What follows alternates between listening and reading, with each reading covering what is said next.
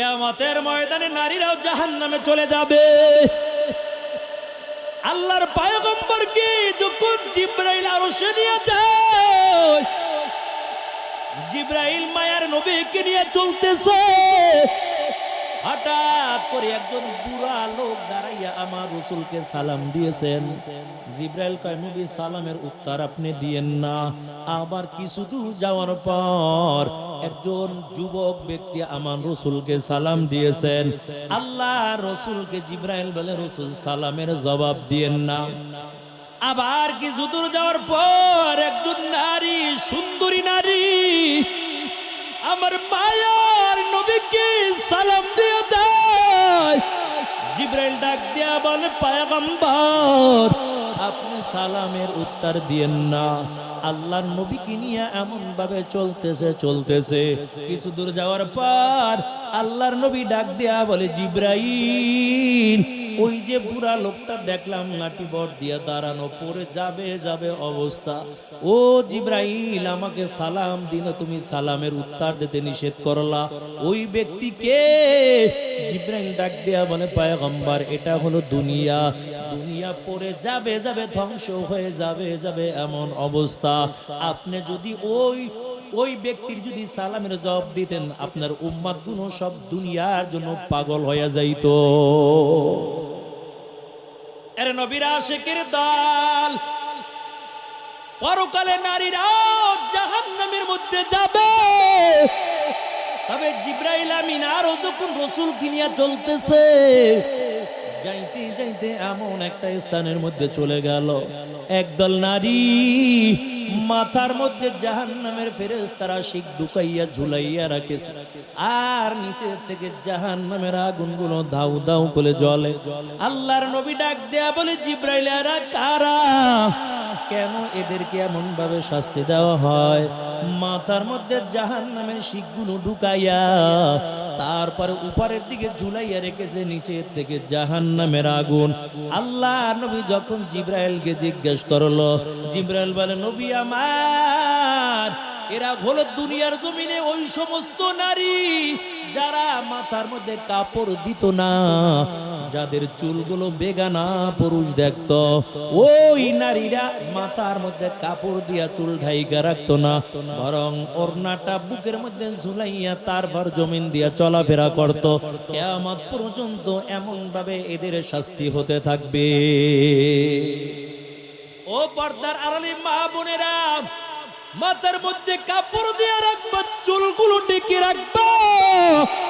পরকালে যদি মুক্তি পেতে চাও, পরকালে যদি আল্লাহর জান্নাতে যেতে চাও, পরকালে যদি ফাতেমা রাদিয়াল্লাহু তাআলা আনহার সঙ্গে জান্নাতে থাকতে চাও, পর্দার মধ্যে থাকবা, স্বামীর খেদমত করবা। কয় তোমার স্বামী জুমার নামাজ আদায় করে যেই সওয়াব হয়, তোমার স্বামী জানাজার নামাজ আদায় করে যেই সওয়াব পায়, তোমার স্বামী ঈদগাহে যাইয়া ঈদের নামাজ পড়েও যেই সওয়াব পায়, ও মা তুমি পর্দায় থাইকা স্বামীর খেদমত করলে ওই সওয়াবগুলো আল্লাহ তোমার আমল নামার মধ্যে দান করে দিবে। আমরা ঘরে থাকবো সমান অধিকার, রাস্তায় বাইর হইতে। এর নবীর আশিকের দল,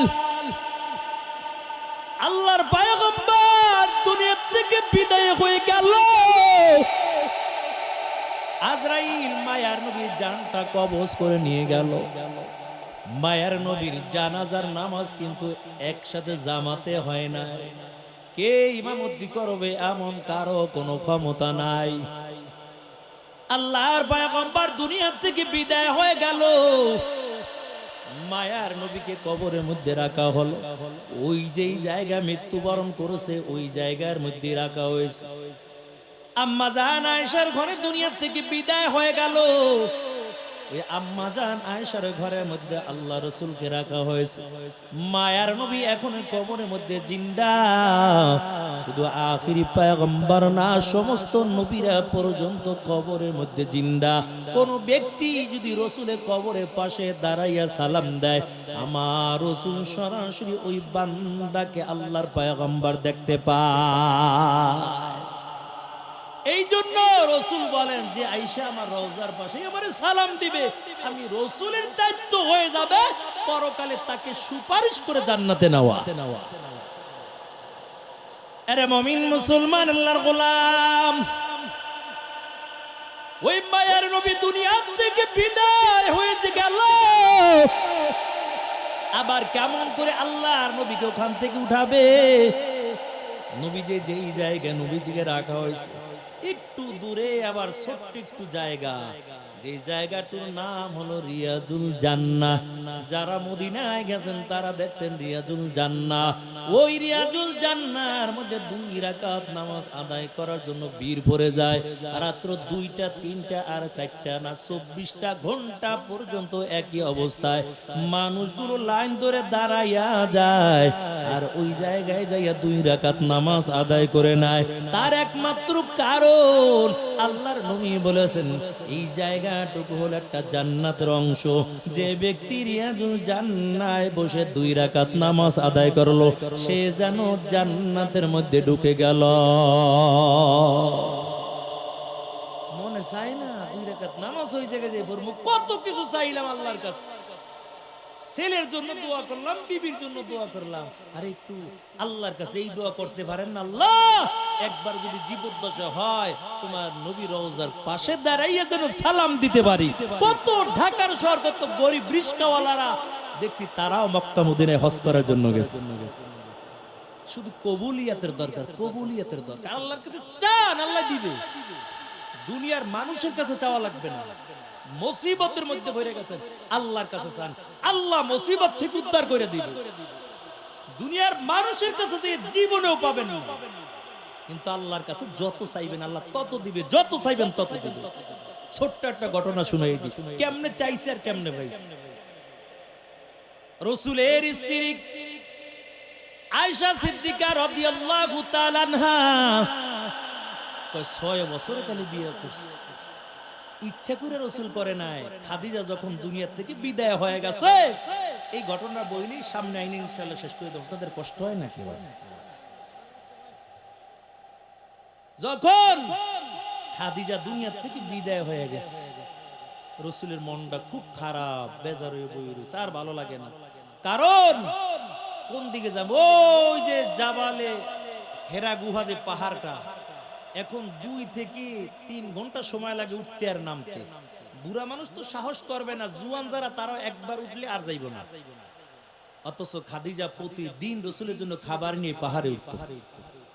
আল্লাহ উঠার সুযোগ করে দিয়েছেন। চিন্তা করছি পাহাড়ে উঠা কিভাবে আসতো। আবার বুঝলাম অন্য কিছু না, একমাত্র আল্লাহর দয়া, দয়া দিয়া সবকিছু সম্ভব। খাদিজা যখন দুনিয়া থেকে বিদায় হয়ে গেছে, রাসূলের মনটা খারাপ। আল্লাহ তাআলা জিবরাইলকে পাঠাইছে, আম্মা জান আয়েশা সিদ্দিকা রাদিয়াল্লাহু তাআলা আনহার ছবিটা একটা রেশমি কাপড়ের মধ্যে জিবরাইল পেঁচাইয়া রাসূলের সামনে হাজির করছে। রাসূল, আল্লাহ পাঠাইছে বিয়ের প্রস্তাব নিয়ে, দেখেন মেয়েটা পছন্দ হয় কিনা। আল্লাহ, এর নবীর আশিকের দল, ওই আবু বকর সিদ্দিক রাদিয়াল্লাহু তাআলা নূর মে আয়েশা, আয়েশাকে আল্লাহর পয়গম্বর বিবাহ করলো। মায়ার নবী আয়েশাকে খুব মহব্বত করত। মাঝে মাঝে আয়েশাকে মাঝে মাঝে রাসূল খেলনা কিনা দিত। একদিন রাসূল যুদ্ধের থেকে আয়েশা দেখে জানালার পাশে পর্দা থাকে, পর্দার তলে বাতাসে আয়েশা যখন কাপড়টা সইরে গেছে, রাসূল দেখে অনেক খেলনা পাতি আয়েশা বানাই জায়গা থই দিয়েছে। একটা বানাইছে একটা ঘোড়ার মতন। রাসূল কয়, এই আয়েশা এটা কি বানাইছো?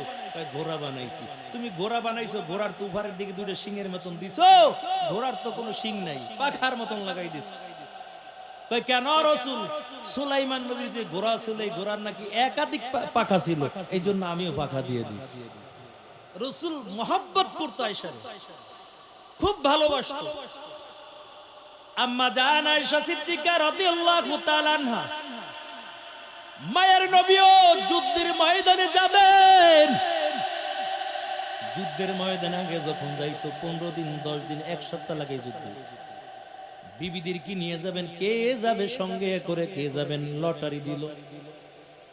লটারির মধ্যে যার নামটা উঠবে তাকে নিয়ে মায়ের নবী যাবেন। তবে ওই লটারির মধ্যে আম্মাজান আয়েশা সিদ্দিকা রাদিয়াল্লাহু তাআলা আনহার নামটা উঠে গেছে। আর আয়েশা তো ছোট, আরো হ্যাংলা পাতলা, তেমন স্বাস্থ্য না। আয়েশা আয়োজন একটা পালকির ব্যবস্থা করলো। ওই পালকির মধ্যে আয়েশা ঢুকে যাবে আর উটের পিঠে করে যুদ্ধের ময়দানে চলে যাবে। আম্মাজান আয়েশা পালকির মধ্যে ঢুকে গেল। ওই সময় পর্দার আয়াতগুলো নাজিল হয়ে গেছে। পর্দার আয়াত নাজিল, আয়েশা সিদ্দিকা পর্দা সহ করে পালকির মধ্যে ঢুকে গেল। পালকির মধ্যে ঢোকার পর ওই যুদ্ধের ময়দানে চলে গেল। আবার ফেরার পথে আল্লাহর পয়গম্বর একজন সাহাবী রাখলো, তুমি সর্বশেষ আসবা। আর বাকি সাহাবীদেরকে নিয়ে মায়ার নবী আবার মদিনার বুকে রওনা হয়। আম্মাজান আয়েশা ওই পালকির মধ্যে আবার ঢুকে গেল। পালকিটা আইনা উটের পিঠে বসায় দেয়। উটের পিঠে করে আসতেছে। আস্তে আস্তে অনেক দূর আসার পর সাহাবারা আবার উটগুলো থামাই একটু বিশ্রাম নিলাম। আম্মাজান আয়েশা এই ফাঁকি দিয়া পালকি থেকে বের হইয়া জরুরা সারার জন্য একটু দূরে চলে গেল। যখন জরুরা সারার জন্য দূরে চলে গেছে, আবার আসছে পালকির কাছে। আয়েশা দেখে গলার মধ্যে একটা হার আছিল, স্বর্ণের হার, হারটা পায় না। আম্মাজান খুঁজতেছে হার কই। তবে হার খুঁজতে খুঁজতে আবার ওই যেই জায়গায় জরুরা সারার জন্য চলে গেছে। আয়েশা আর বুঝতে আর বাকি নাই, আমার হাতটা বুঝি ওই জায়গায় পড়ে গেছে। ওই জায়গায় যাইয়া দেখে হাতটা ওই জায়গায় গলার হার পড়ে আছে। আম্মাজান হার নিয়ে আবার যখন চলে আসলো, আয়েশা দেখে সাহাবায়ে কেরাম আর ওই জায়গায় নাই, সবাই আবার মদিনার দিকে চলে এসেছে। কারণ তারা মনে করছে আয়েশা বুঝি পালকির মধ্যেই আছে। আর এত হালকা, এটার ভিতর মানুষ আছে না নাই তাও বোঝা যায়। মদিনার জমিনের মধ্যে আসার পর ওই আম্মাজান আয়েশা তো পালকির থেকে বের হয় না। খুঁজতেছে, খুঁজতে খুঁজতে দেখে আম্মাজান আয়েশা পালকির মধ্যে নাই। মদিনার লোকেরা বলা বলি করতেছে, কি ব্যাপার, আয়েশা কোথায় গেল? হঠাৎ করে এমন মানুষ যখন বলা বলি শুরু করে দিল, আর যেই ব্যক্তিকে আল্লাহ রাসূল রেখে দিয়েছিল তুমি সর্বশেষ আসবা, কারণ এত লম্বা লাইন, এত শত শত সাহাবায়ে কেরাম, কেউ যদি বাকি বাদ পড়ে যায় তুমি সর্বশেষ আসবা, তাকে নিয়ে আসবা। আম্মাজান আয়েশা যখন হাতটা নিয়ে আসলো, আয়েশা থেকে কোনো সাহাবায়ে কেরাম নাই। এই মদিনায় যাওয়ার জন্য একটাই মাত্র রাস্তা। ওই রাস্তার মধ্যে আম্মাজান আয়েশা বসে গেল। কারণ আমি এই জায়গার মধ্যে বসে যাই, অন্য কোন সাহাবী যদি আমাকে দেখতে পায় হয়তো যাওয়ার সময় আমাকে নিয়েও যেতে পারে, না হলে তো এই জায়গায় রইলাম। এখান থেকে এখনো শত শত মাইল দূরে মদিনা, কেমন করে আমি মদিনায় যাব? আম্মাজান আয়েশা ওই জায়গার মধ্যে বসে রইল। যখন ছোট্ট মানুষ যখন বসা অবস্থায় ছিল, শরীরটা বড় দুর্বল, ওই বসা অবস্থায় থাইকে ঘুমাই গেছে। আম্মাজান আয়েশার চেহারাটা তখন খোলা, ওই জায়গার মধ্যে ঘুমাই গেছে। ওই সাহাবী সর্বশেষ উটের পিঠে কইরা আসতেছে। হঠাৎ করে দেখে এই জায়গার মধ্যে একটা মেয়ে দেখা যায়। উটের পিঠের থেকে যখন নামলো, দেখে এ তো অন্য কেহ না, এ তো বিশ্ব নবীর স্ত্রী আম্মাজান আয়েশা। বুখারীর হাদিস। আয়েশা বলে, ওই সফওয়ান নামক সাহাবী আমাকে চিনছে। তবে বলতে পারো তোমরা কেমন করে চিনলে? ওই সফওয়ান নামক সাহাবী পর্দার আয়াত নাজিল হওয়ার আগে আমাকে দেখছিল, ওই সময় আমাকে দেখছে। আর যখন এখন আমাকে দেখলো, এটা চিনা ফেলাইছে সফওয়ান নামক সাহাবী। দাঁড়াইয়া আয়েশা বলে, ডাকও দেয় নাই, পাশে দাঁড়াইয়া একটা শব্দ শুধু বলেছে, ইন্না লিল্লাহি ওয়া ইন্না ইলাইহি রাজিউন। শব্দ আয়েশার কানের মধ্যে চলে গেল, ঘুমটা ভেঙে গেল। আম্মাজান আয়েশা বলে, আমি যখন সফওয়ান নামক সাহাবীকে দেখলাম, হঠাৎ করে আমার চেহারাটা আমি ঢেকে নিলাম, আমার চেহারাটা ঢেকে নিলাম। এই জন্য মহিলাদের জন্য চেহারাও কিন্তু পর্দা, চেহারাও ঢেকে রাখতে হবে। আম্মাজান আয়েশা বলেন, আমার চেহারাও আমি সুন্দর করে ঢেকে নিলাম। সাফওয়ান আমাকে কিছুই বললো না, কিন্তু যখন উটটা শোয়াইয়া দিল আমি বুঝতে পারলাম আমাকে উঠে বসার জন্য বলতেছে। আমি উটের পিঠে চড়ে বসলাম। সফওয়ান আমাকে নিয়ে মদিনার দিকে রওনা হয়ে যায়। ওই মদিনার সাহাবায়ে কেরাম দেখলো কি ব্যাপার, আম্মাজান আয়েশা এই পালকির মধ্যে নাই, তবে ওই যে সফওয়ানের উটের পিঠের মধ্যে দেখা যায়। তাহলে মনে হয় সফওয়ানের লাগে একটা লাইন টেন হয়ে গেছে, ভালোবাসা হয়ে গেছে। না হলে কেন রইলো?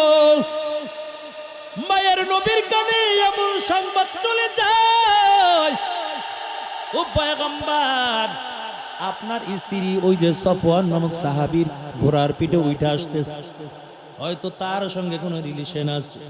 আল্লাহর পয়গম্বর বড় রাগ হয়ে গেল, কি ব্যাপার কিছুই তো বুঝলাম না। আল্লাহর নবীর মেজাজ বড় গরম। আম্মাজান আয়েশা বলেন আমার শরীরটা বড় খারাপ ছিল, বড় দুর্বল, আমি অসুস্থ হয়ে পড়লাম। ঘরের মধ্যে রাসূল আসে, শুধু আয়েশা সালাম দেয় আর বলে আয়েশা কেমন আছো, আর কিছুই বলে না।